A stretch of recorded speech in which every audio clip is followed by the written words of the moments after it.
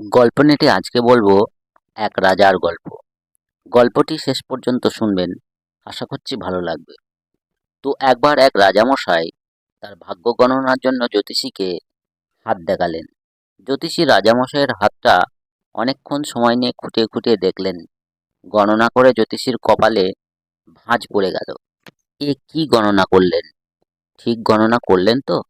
নিজের গণনায় কোনোদিন তার সন্দেহ ছিল না, আজ তার সন্দেহ হলো। রাজামশাইয়ের হস্তরেখার গণনা ভুল করলে হবে না, তাই তিনি আবার গণনা শুরু করলেন। এত সময় লাগছে দেখে রাজামশাই ক্রমশ রেগে যাচ্ছেন। বললেন, কি হলো? গণনায় এত দেরি হচ্ছে কেন? জ্যোতিষী বললেন, এই তো গণনা শেষ হয়ে গেছে রাজামশাই। রাজামশাই বললেন, তাহলে গণনা ফলাফলটা বলে ফেলো। জ্যোতিষী তার গণনার ফলাফল সরাসরি বলে দিলেন। রাজামশাই, আপনি আপনি নিজের চোখে আপনার পরিবারের সকলের মৃত্যু দেখতে পাবেন। আপনার চোখের সামনেই আপনার পরিবারের সকলেই মারা যাবে। এ কথা শুনে রাজামশাই তো খুবই ক্রোধান্বিত হলেন। দাম্ভিক রাজা চরম সত্যিটাকে সহ্য করতে পারলেন না। বললেন, তুই একটা তুচ্ছ জ্যোতিষী, আর তোর এত বড় স্পর্ধা যেন আমার একজন রাজার মৃত্যু কামনা করিস। আমি তোর চরম শাস্তির ব্যবস্থা করছি। প্রহরী, প্রহরী! রাজামশাই প্রহরীকে ডেকে জ্যোতিষীকে বন্দি করালেন। বললেন, একে কারাগারে নিক্ষেপ করো, আর একে কঠোর শাস্তি দাও। প্রহরীরা জ্যোতিষীকে বন্দি করে নিয়ে গেল।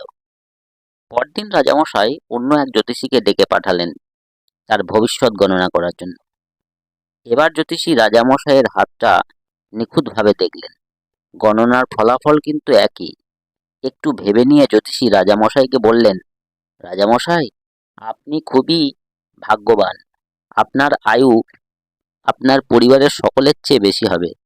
আপনি সবার চেয়ে বেশি দিন বাঁচবেন। শুনে রাজামশাই সন্তুষ্ট হলেন।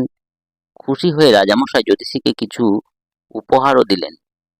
বন্ধুরা, বাস্তবিক জীবনে আমরা সত্য কথাটা কখনো কখনো সরাসরি বলে ফেলি, এবং এই বলার ধরন এক একজনের এক এক রকম। কেউ কর্কশভাবে বলে, প্রথম জ্যোতিষীর মতো শাস্তি পায়, সামনের ব্যক্তির সাথে তার সম্পর্কও নষ্ট হয়। কেউ আবার মিষ্টভাবে নম্রভাবে ওই সত্যিটাই একটু ঘুরিয়ে বলেন এবং দ্বিতীয় জ্যোতিষীর মতো পুরস্কারও প্রাপ্ত হন। সামনের ব্যক্তি খুশি হন এবং দুজনের মধ্যে সুসম্পর্ক বজায়ও থাকে। আপনিও এবার থেকে যেখানে আপনাকে সত্যি কথাটা বলতেই হবে, সেখানে একটু সুন্দর করে নম্রভাবে বলবেন। দেখবেন আপনাদের মধ্যে সুসম্পর্ক বজায় থাকবে। তবে কাউকে খুশি করার জন্য মিথ্যে অবশ্যই বলবেন না। বন্ধুরা, আজকের গল্পটি কেমন লাগলো কমেন্টে অবশ্যই জানাবে। ভালো লাগলে ভিডিওটিকে একটি লাইক দিয়ে শেয়ার করবেন, যাতে অন্যরাও দেখার সুযোগ পায়। এরকম আরও ইন্টারেস্টিং ভিডিও নোটিফিকেশান পেতে আমাদের গল্পনেট চ্যানেলকে সাবস্ক্রাইব করে পাশে থাকা বেল আইকনটি অবশ্যই প্রেস করে অল নোটিফিকেশান অন করে রাখবেন। আজ এই পর্যন্তই। দেখা হবে পরের ভিডিওতে। ততক্ষণ ভালো থাকবেন।